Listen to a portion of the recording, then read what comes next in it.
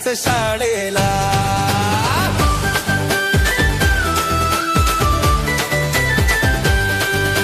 सकाळ सकाळी सूर्य तो आला, सोनेरी किरणांनी नटवला मळा. युनिफॉर्म माझ्या इस्त्रीचा कडक, बुटनी मोजे दिसतात धडक. वाऱ्याशी बोलत पानेही हलती, पक्षीही गाणे मंजुळ गाती. हातात हात मित्रांची साथ, शाळेच्या वाटेवर नको आता बात.